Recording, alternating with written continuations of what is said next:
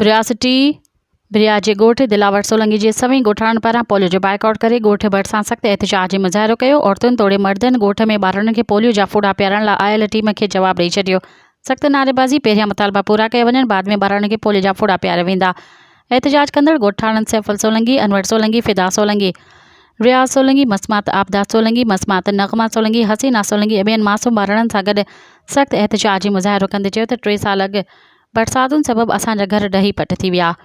सरकार पारां घर ठाहिण जे प्रोजेक्ट ख़ानगी NGO साफ़को खे ॾिनो वियो आहे। लिस्टुनि में असांजी 64 ॻोठाणे जा नाला हुजण बावजूद बि हिन महिल ताईं कंहिं बि ॻोठाणे खे साफ़को इंतिज़ामिया पैसा जारी न आहिनि कया जो असां पंहिंजो घर ठाराए सघूं। हुननि चयो त असां आसपास जे केतिरनि ॻोठनि में सरकारी घर ठाहियूं पिया ऐं पैसा जारी करे ॾिना विया आहिनि, पर असांखे महरूम रखियो वियो आहे। सख़्तु सर्दी में असां खां मासूम ॿारड़ा अॼु बि टेंटनि में रहनि पिया, वाहर कई वञे।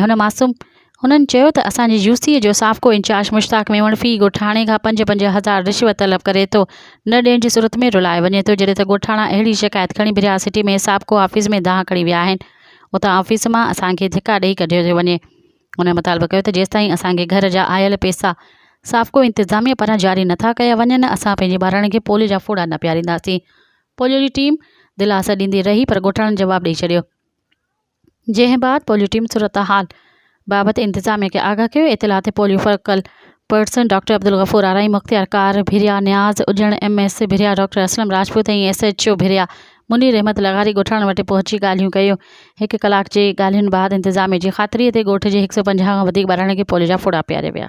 मज़ीद ख़बरनि ऐं तफ़सीलात लाइ विज़िट कयो असांजी वेबसाइट www.awamiNewsHD.com ऐं ॾिसंदा रहो अवामी न्यूज़ HD।